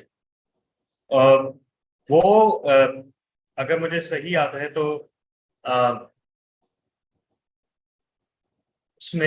उसमें आपने एक बड़ा ही जिसको कहना चाहिए कि उसमें कुछ कुछ रंग अफसाने का था, लेकिन उसमें एक बहुत ही मशहूर कुन उसकी कहानी मौजूद थी اور اس کا ایک سبب بھی تھا. اور یہ تو عناصر ایسے ہیں جو عموماً جس قسم کی اردو تقاریر کا آپ نے ذکر کیا جو ہم بچپن سے سنتے اور دیکھتے آ رہے ہیں ان میں نہیں ہوتا. تو سب کو پیغام یہی ہے کہ دیکھیں چاہے وہ اردو اسپیچ کانٹیسٹ ہو یا انٹرنیشنل اسپیچ کانٹیسٹ انگلش والا ہو, کہانی لازمی ہے. یہ رولز میں کہیں نہیں ہے, لیکن یہ لازمی سی بات ہے کہ اگر آپ کو مقابلہ جیتنا ہے یا اس میں اچھی کارکردگی دکھانی ہے تو کوئی نہ کوئی کہانی ہونی چاہیے. ابھی کہانی کہاں سے آئے گی؟ جیسے فاروق صاحب نے کہا کہ بہترین جو اس کا ماخذ ہے وہ تو مطالعہ ہے, لیکن اس کے علاوہ میں سب کو ایک مشورہ یہ بھی دوں گا کہ آپ اپنے پاس ایک نوٹ بک رکھیں, چاہے وہ کاغذی نوٹ بک ہو یا وہ انٹرنیٹ پہ موجود ہو, اور اس میں جو بھی آپ دلچسپ جملہ سنیں یا دیکھیں, کوئی دلچسپ سچویشن دیکھیں یا کوئی واقعہ دیکھیں, یا آپ کی اپنی زندگی میں کوئی اچھی پیش رفت ہو, یا آپ کو کوئی بیٹھے بیٹھے خیال آئے. کیونکہ آپ یقین نہیں کریں گے, شاید فاروق صاحب بھی شاید اس بات سے اتفاق کریں کہ کئی تقاریر ایسی ہوتی ہیں جو کوئی بیٹھے بیٹھے آپ کو ایک خیال آتا ہے جس کا نتیجہ ہوتا ہے. تو آپ نوٹ کرتے رہیں, آپ اپنے پاس فہرست بناتے رہیں, چاہے وہ انگلش میں ہو یا اردو میں ہو, تاکہ جب آپ تقریر لکھنے بیٹھیں تو آپ کے پاس بہت سارے خیالات پہلے ہی سے موجود ہوں. اور کئی خیالات ایسے ہوتے ہیں جو اتنے اسٹرانگ ہوتے ہیں کہ وہ آپ سے خود بخود تقریر لکھوا لیتے ہیں. مگر اس کے لیے آپ کو نوٹ کرنے کی نہ صرف آبزرویشن کی بلکہ نوٹ کرنے کی بھی عادت ڈالنی ہوگی. اس کے بغیر یہ نہیں ہوگا. ایک بار آپ یہ کام شروع کر دیں گے, میں آپ کو یقین دلاتا ہوں کہ آپ سب کامیاب سٹوری ٹیلرز بن جائیں گے. ہمارے ساتھ ڈی ٹی ایم سبحان قیوم نے ہاتھ اٹھایا ہوا ہے, تو D T M Subhan please ask your question.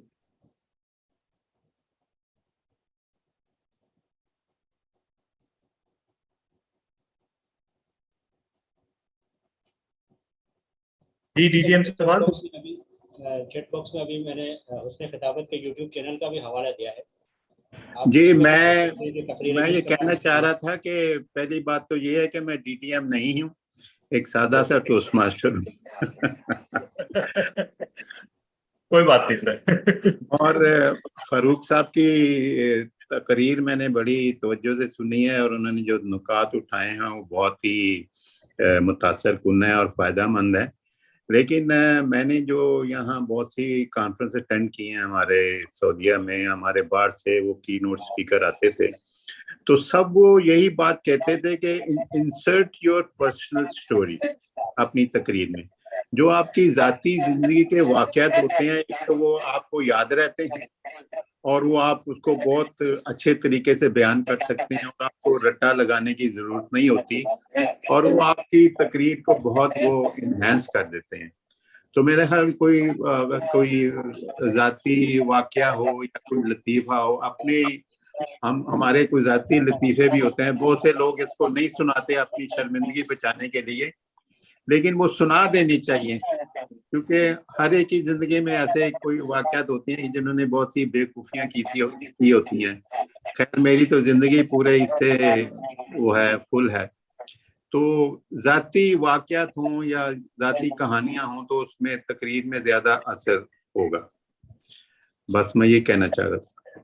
سر آپ نے بہت خوبصورت بات کی ہے, اور آپ یقین کریں کہ ابھی ہمارا ہیومرس اسپیچ پہ جو سیشن ہونا ہے اس کو آپ نے پہلے ہی سے سارا سمرائز کر دیا ہے, اس لیے کہ ٹوسٹ ماسٹرز میں کامیاب تقریر کا راستہ ہی یہی ہے, یقینی راستہ یہ ہے کہ آپ اپنی ذاتی زندگی سے کوئی واقعہ کوئی کہانی پیش کریں. جیسے کہ آپ دیکھتے ہوں گے ورلڈ چیمپئن شپ میں آپ دیکھیں ساری وہ لوگ اپنی ذاتی پیش کرتے ہیں.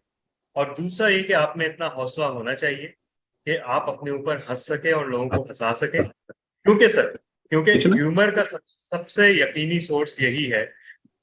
آپ کے کسی اور لطیفے پہ لوگ ہنسے نہ ہنسیں, لیکن جب آپ اپنی کوئی کمزوری یا کوئی ایسا لمحہ بیان کریں گے جب آپ سے کوئی بیوقوفی ہوئی, کوئی غلطی ہوئی, تو میں 1000% گارنٹی سے کہہ سکتا ہوں کہ لوگ اس پہ ہنسیں گے.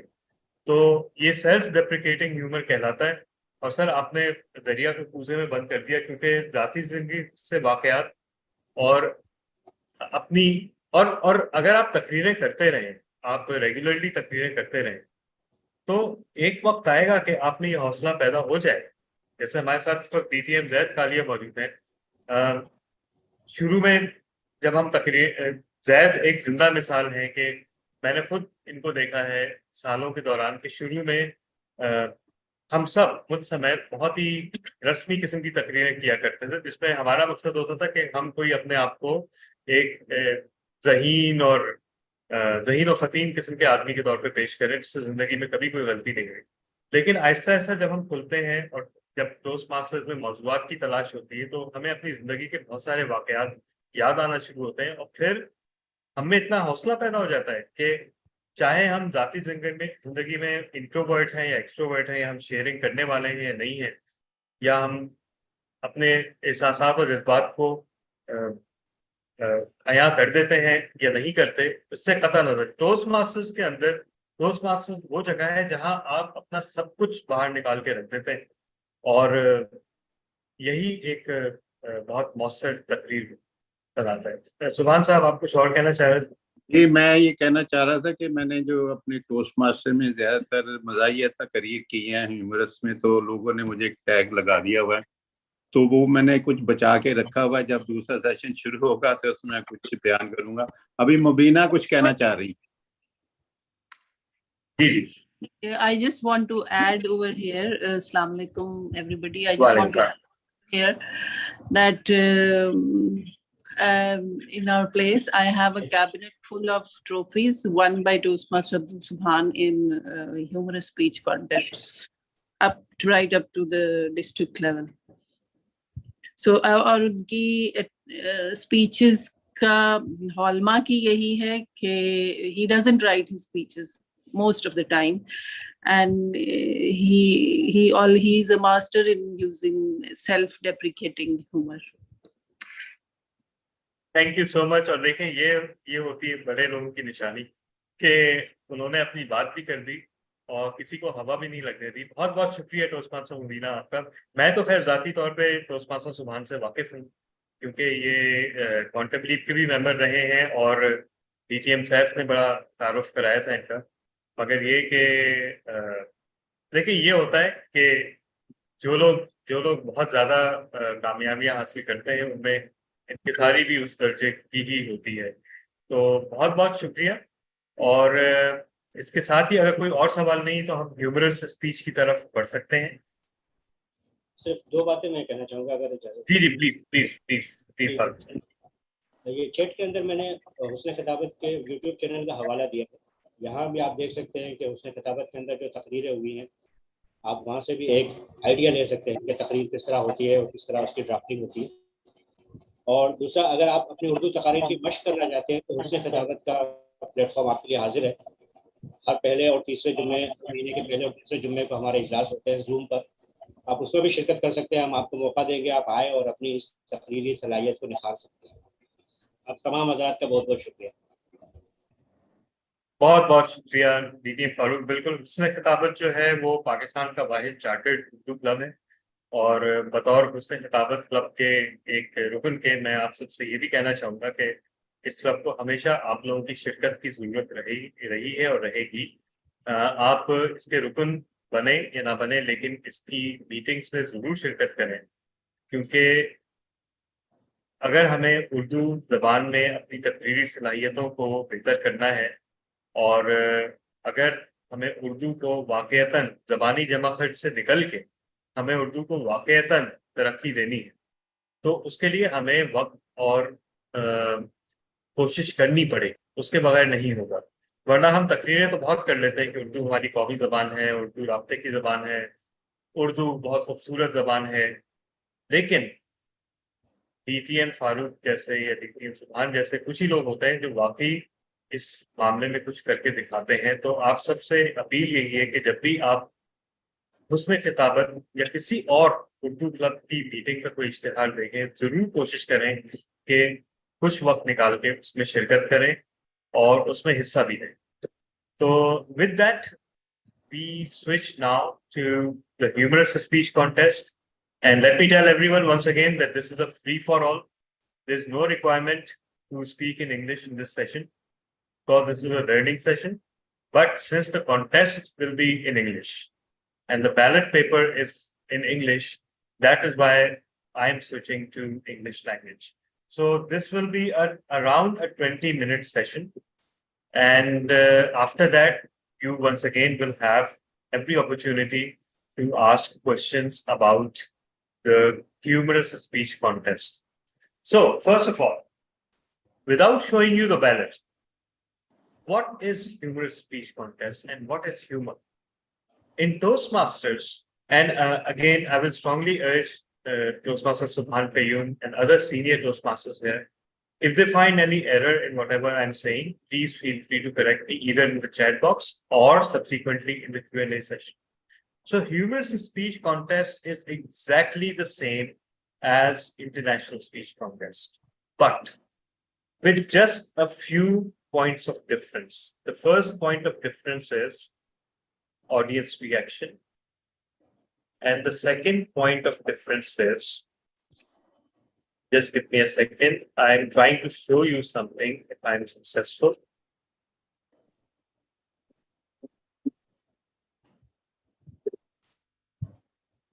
So I'm trying to put both the ballots side by side. I managed to do that. Now let's see if I am able to actually share that screen.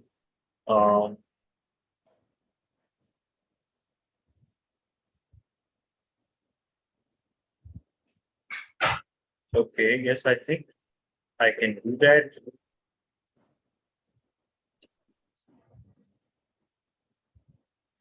Okay, again, anyone confirm if they are seeing two ballots side by side?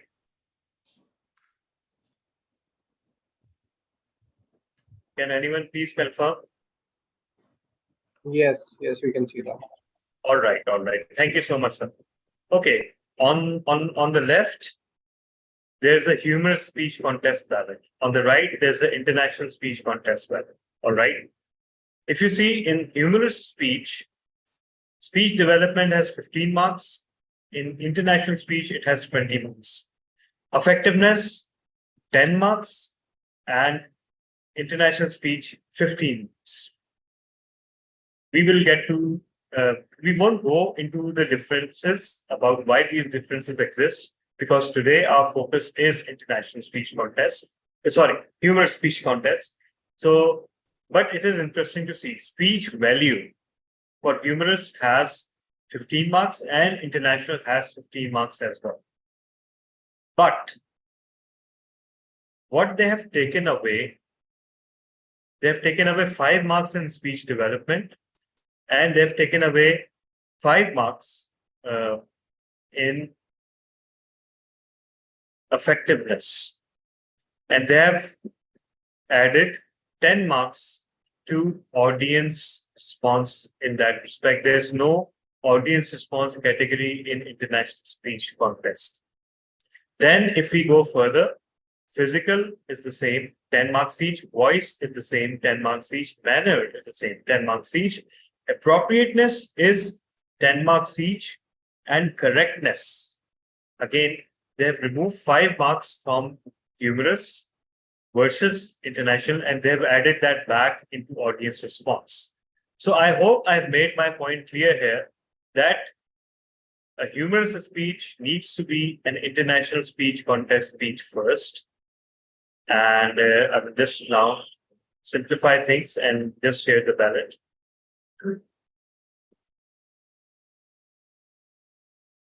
I hope that was a valuable learning for everyone. Okay. So how should you develop a humorous speech? So let me give you a breakdown. It should have an opening. It should have a body. It should have a conclusion. It should have humor in between. And it should have connection. It should have a story. It should make sense. Humor does not mean that you get the license to not make sense. Just give me a second.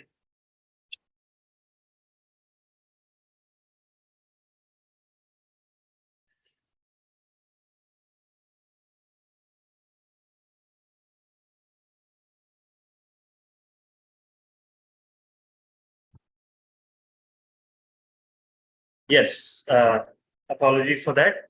So, speech development structure, organization, support material. That means it has 15 marks. So your speech has to be a proper speech. It has to have an opening, middle, conclusion. It has to have various transitions. Right now, I'm not covering the basics of a speech because I believe we're talking about a contest here.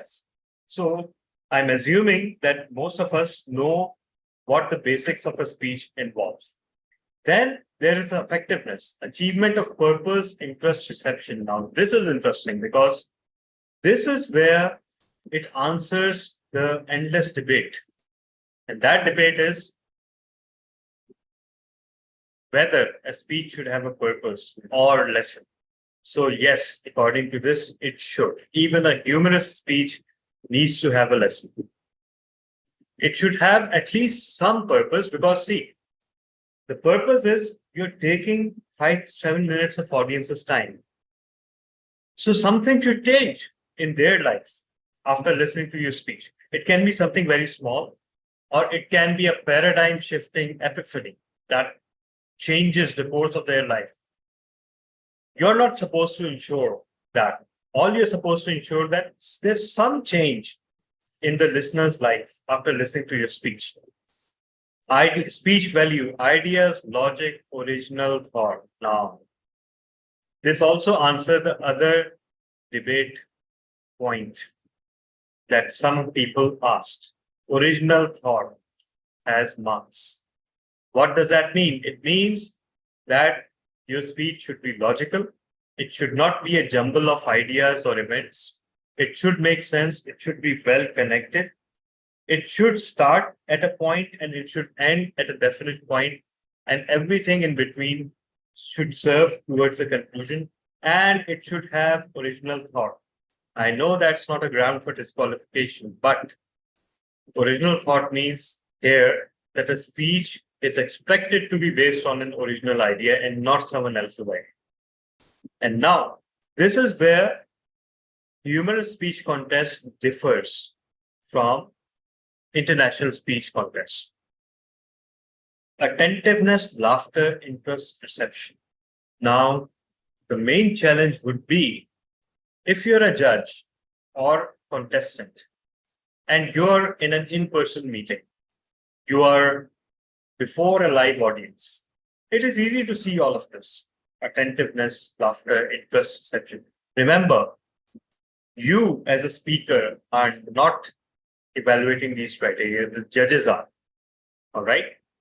So how attentive was the audience? That means that whether you were able to engage the audience or not. And then whether there was any laughter. And I know laughter is not guaranteed. Anyone who has made a humorous speech, they know the situation that it is by no means guaranteed that your joke will land. Let me share one thing. The last time I competed in a club contest was in January 2019.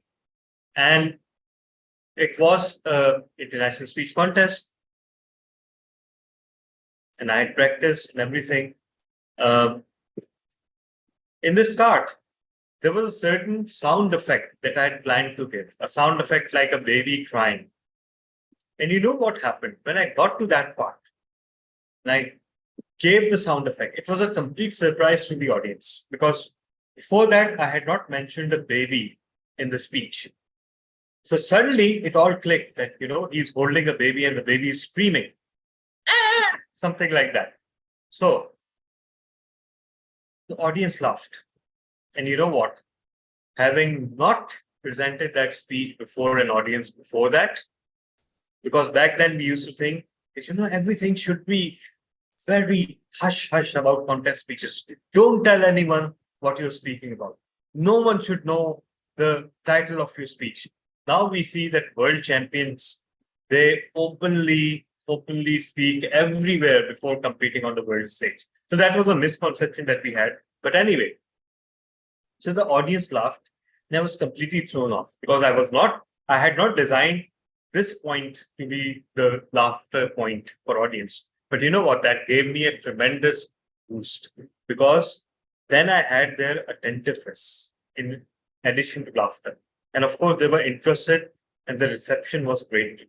So my point is that there will be some times where the audience will see something funny in your speech, which you yourself don't.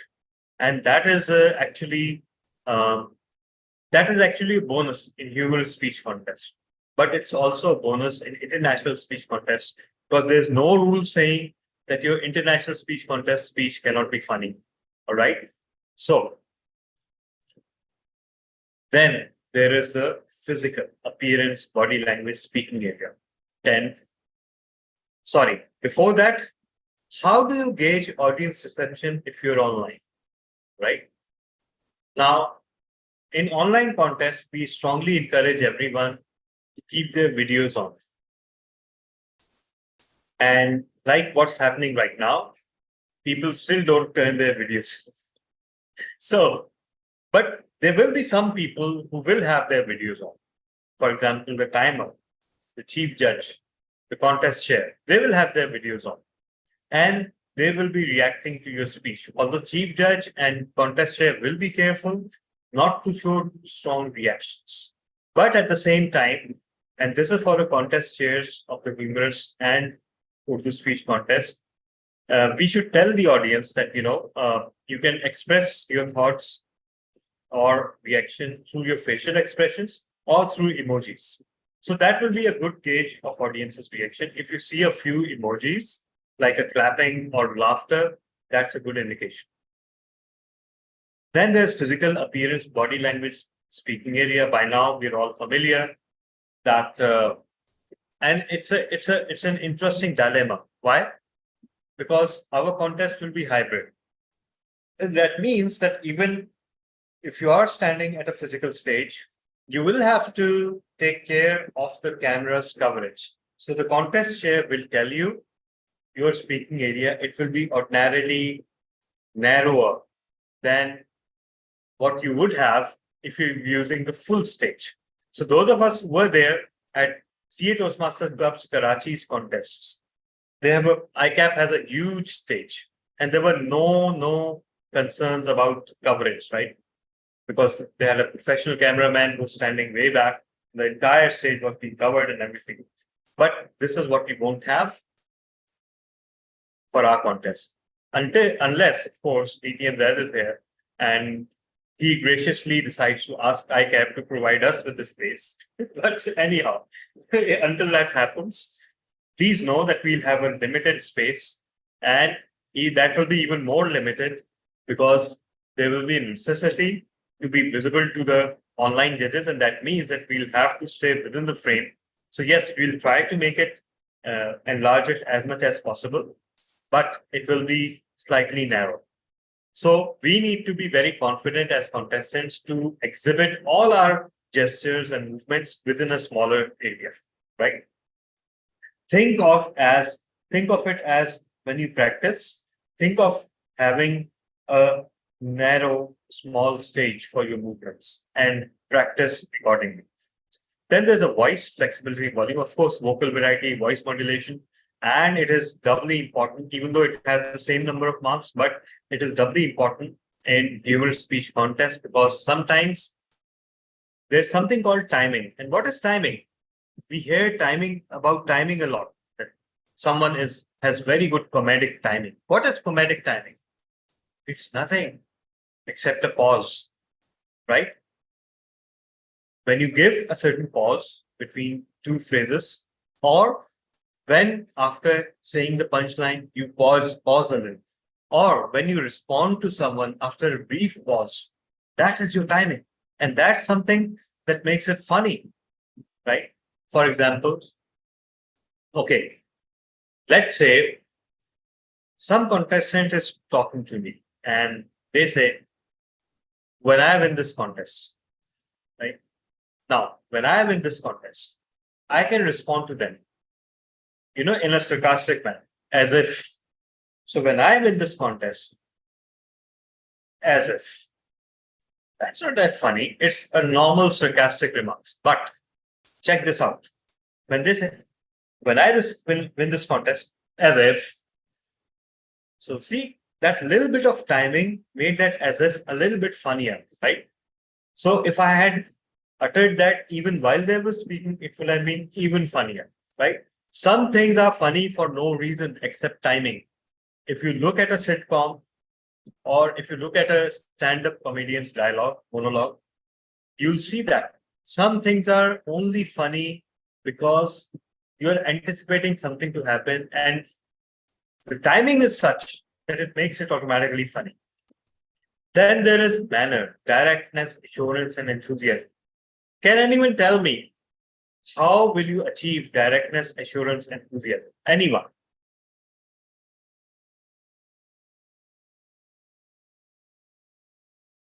Anyone can respond to this.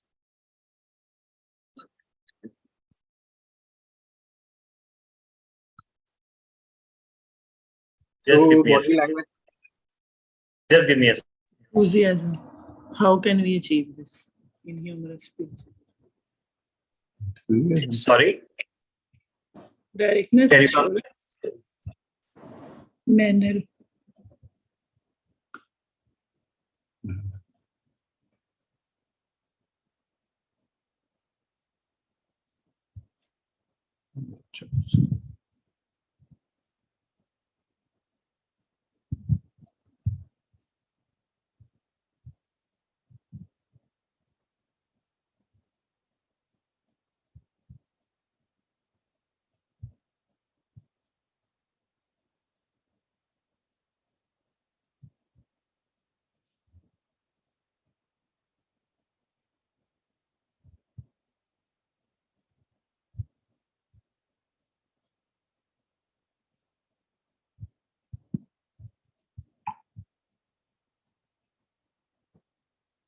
So, apologies, I received a phone call. Anyhow, so, okay, but in my eyes at least, all this can be achieved by doing one very simple thing, and that is practice, practice, practice. The quicker you will write your speech, the quicker you will show it to some mentor, the more practice you will be able to do between now and the 20th. So directness, assurance, and enthusiasm, trust me, there's no shortcut to it. Even the most experienced speaker will struggle because see, right now, if you see me speak, I'm taking so many pauses. Why? Because I'm doing this extempo. I haven't written it down anywhere. I stupidly believe that just because I've done so many speeches, somehow I will be able to deliver an effective presentation just by looking at things and speaking extempo. But there is the crunch. No matter how advanced of a speaker you are, there will always be some difference between an extempore speech and a prepared speech. And yes, there are exceptions to this, but for normal speakers, for ordinary speakers, this stands true. So there is no shortcut to preparation. Now it is up to you. I don't mean, as Toastmaster Mubina pointed out, some speakers don't require that they write down their speeches. Some can write down just a sketch, just a set of ideas, and they're good to go. But there's no shortcut to practice. So practice, practice, practice. Practice until you get sick and tired of your own voice. Practice until you get bored of your speech. Practice until your humorous speech fails to make you laugh. That is an indication that you have practiced your speech enough. And you know what? Sometimes when you get bored, you think of something new to add to that speech, which will be something absolutely amazing. So that is a tip from my side. Again, it has nothing to do with the ballot. It's nowhere in the rules. Do something amazing and unexpected at least once in your speech, and it will be better if you do it twice or thrice. It can be anything. It can be a body movement. This can be a vocal exercise. It can be a joke, a remark, or something creative or a prop. Do something amazing or unexpected, because doing that will make your speech memorable. And you know what? Let me tell you, as a judge, as a former judge, not a current judge, I won't be a judge. Memorableness equals marks. That's the bitter truth. We are all humans. We work on memory. The more we are able to recall a speech, the higher we are likely to score it. Yes, I know. After every speech, judges are given 1 minute to mark the ballots. But most of the judges go back on that ballot and reconsider it. And when they reconsider it, recalibrate it, and grade it according to how they see the speeches now after listening to all the speeches, trust me, they will go by memory. If they cannot recall a speech clearly, they will not mark it very high. Then there is appropriateness to speech, purpose, and audience. Now, this is kind of a gray area because, but you know what? We encountered a situation in a contest recently where there was a very inappropriate speech that was done by a contestant. And that's why after that, we started encouraging that the club management, anyone from club management who's not involved in judging or being a contest, or any speaker can reach out to a mentor and they can show them their speech that you know, especially if they're a new Toastmaster, whether this speech is appropriate. And what is appropriate? Appropriateness is simply what is allowed in our clubs. Because remember, there is no rule in Toastmasters regarding appropriateness. But in World Championship of Public Speaking, when was the last time you heard a racist speech? When was the last time you witnessed someone making a sexist remark? When was the last time you saw gender discrimination? When was the last time someone mentioned world politics? When was the last time? For me, that last time was when Linda Mary Miller spoke in, I think, in 2021 or 2020 when she placed second. But even that, while it was a speech about politics and race, it was not politicized and not racist. There's a difference. She did not take any names. She did not even name any races. So, even though Toastmasters takes great pains to emphasize and re-emphasize that we do not discriminate against any topics, the actual conduct of the contestants at World Championship for Public Speaking, whether they're at the district stage, the semi-final stage, or the final stage, that broadcasts loud and clear that you cannot be controversial. Yes, you cannot be controversial. And in our district, we voluntarily decide to not discuss sex, religion, and politics, and discrimination and offending any particular section of society. So that is what appropriateness is. And guess what? That also applies to contests. If in a club meeting, you decide not to speak about sex, religion, and politics, the contest is a club meeting too. So it applies equally well there. And judges are very free to deduct marks there if they find your speech inappropriate. And finally, there's correctness, grammar, pronunciation, and word selection. If you make a little bit of an extra effort in writing down your speech, especially if your English, like mine, English does not come naturally to you, then it will help you to create some fine vocabulary. Because when you're writing down, you tend to look for good words, you tend to use good words that you would not have thought of if you were just speaking. So that means that it would be great if you can, write down your speech, especially some paras or sentences that where you make an actual effort to display descriptive words and descriptive language and vivid language and beautiful language. So this was the ballot. So summing it up, your speech needs to be a speech, and speech which should have a purpose. It should have a sequence, a flow, a logic. It should have all the components of a Toastmaster speech, which means a beginning, middle, and conclusion. It should have vocal variety, voice modulation. It should have eye contact. It should have structure. It should have logic. It should have a purpose. And it should have a moral of the stories. So that is the crux of humorous speech contest. I hope you have started writing your humorous speeches. The best way to go about it would be, as Toastmaster Subhan and Toastmaster Mubina said, look through your life. Let me guarantee you one thing. When you were a child or a teenager, you were stupid. Yes, you were. I was. I know I was. We were all stupid, idiots. That's why we were children. So that phase of your life is filled with humorous speeches. Trust me about that. I have created most of my humorous speeches through that awkward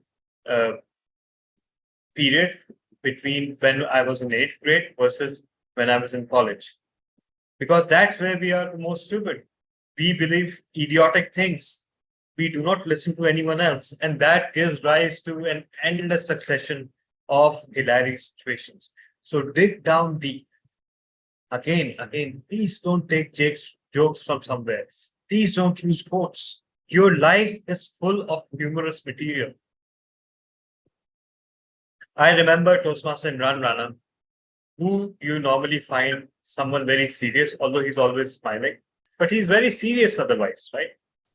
He made a few humorous speeches about his childhood, about some of his experiences, and they drew amazing response.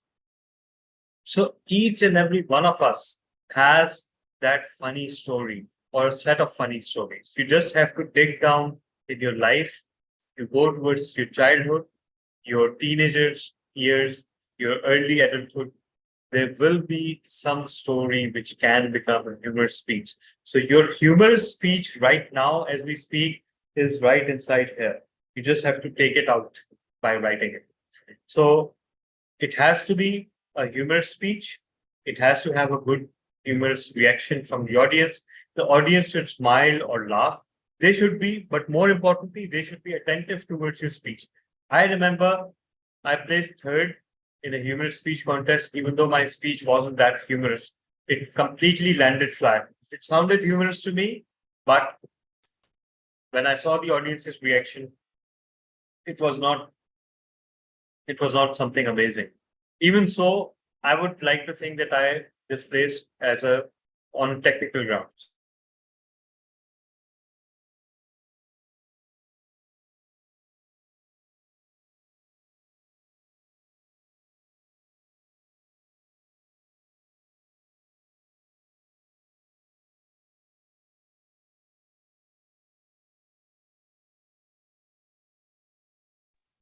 Okay, so now the floor is open to question and answers. Anybody who has any question, please go ahead.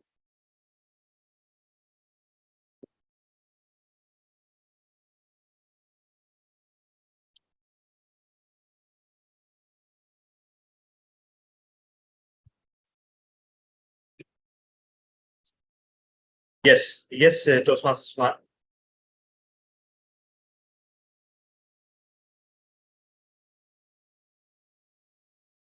Sir, please go ahead. Actually, I started my journey in Toastmaster with humorous speeches. And now people tag me with I am humorous. And one of this drawback of this humorous actor or speaker that people expect that all the time we speak humor, but it's not like that. And in humorous speech, that your starting and beginning should be powerful, should be catchy. Even when we speak one line, you should give a pause and look at the audience and see their reaction. For example, in one of my speech, I started with this line, I am a genuine husband. Then I give pause and people were looking at me curiously what I say next. Then I said, I am a genuine husband, and to be a genuine husband, you need to have your own wife. One is mandatory, and more than one that depend on your willpower and ground realities. And then I started my speech, and it was very effective. So I think the pauses in your speech is necessary, and see the reaction. And the humor, this assignment is the very most difficult in humorous contest, because I think public reaction is very important. And this is my experience, though there is a 15 marks in public reaction, but people who win or lose, that depends most on the public reaction. So sometimes very embarrassing when people don't laugh, and when people laugh, it boosts your morale. So this I wanted to say. It's my experience.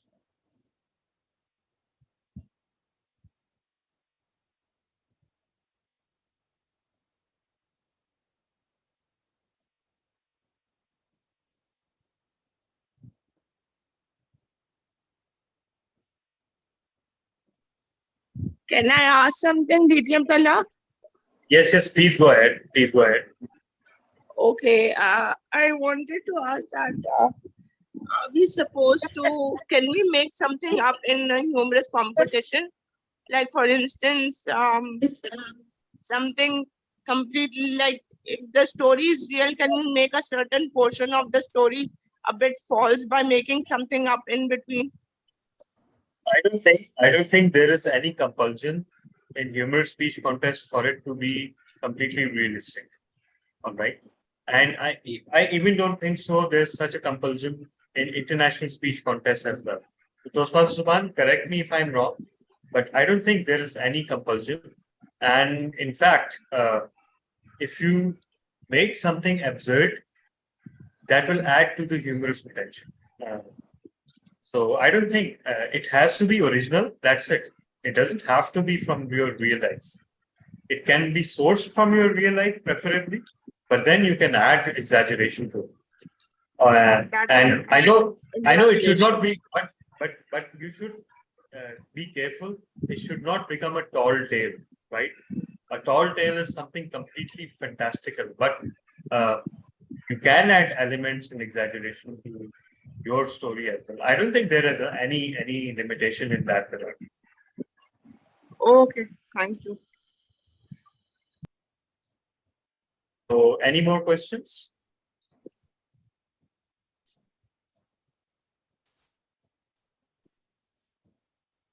All right. If there are no questions, I think yes, that in humorous speech or every speech, the beginning and the punchline is very important. Whether we say one line or phrases, that give the more impact to your speech. If your punchline is not effective, then the whole impact of your speech will be dissolved. So we should be careful about it. yes, and not only that, we should craft the punchlines and we should give pauses before the punchline and after the punchline. Because sometimes the pause is what makes punchline, right? You lead the audience somewhere and then you deliver something unexpected. And that's what makes it a punchline if you give a pause. So thank you so much for that, Toastmaster Subhan. Yes, Toastmaster Imran. DTM Talha, may I request you to please go through with the connectivity rules as well? Oh, yes. Thanks for the reminder, Toastmaster Imran. So I'll briefly go through the disconnectivity rules that our district has, laid down. Just give me a second.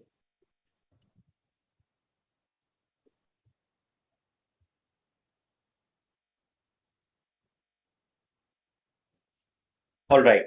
So if you're online, for humor speech contest and Urdu speech contest, if technical glitch disconnection happens before the contestant takes stage or within the first 30 seconds of speech, the contestant will be given 1 minute to connect back.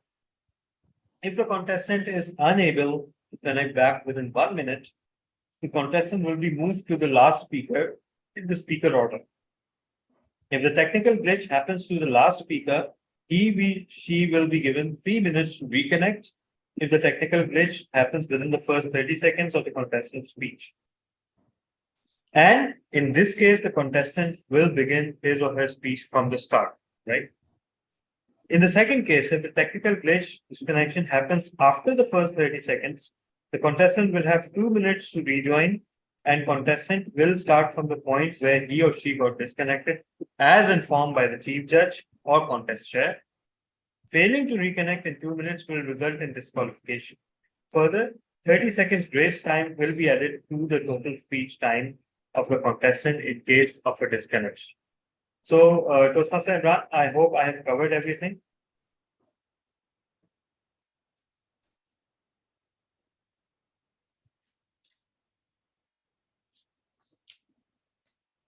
Toastmaster Imran, can you confirm? Have I covered everything?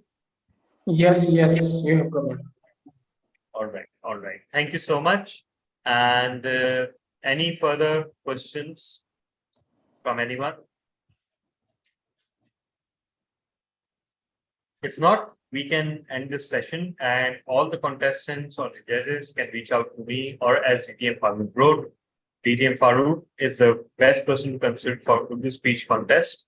And with that, I thank you all. And the recording of this will be shared, inshallah, with all the contestants and judges. We'll be sharing them on the district account as well. And also we'll be sharing them on the specific Karachi Toastmasters Club contestant group. And those who haven't attended it, please make sure, those who are attending, please make sure to direct your colleagues towards this recording, because honestly speaking, this is a requirement of Toastmasters to have a contestant briefing which has been fulfilled. If somebody did not make time to attend this, there's only so many times that we can do this, right? We also have other encumbrances on our time. So in those cases, they will have to go through the recording. But once again, thank you everyone for attending. And I will part with you on this note that start writing your speeches right now if you want to do well in the contest.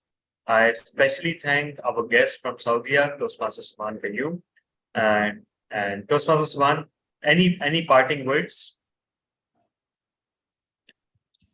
I think this was a very good workshop, and there was a lot to learn about it. And as you said, we should practice it, practice our speeches, because some of the time I have seen that people don't practice and don't give time to their speeches.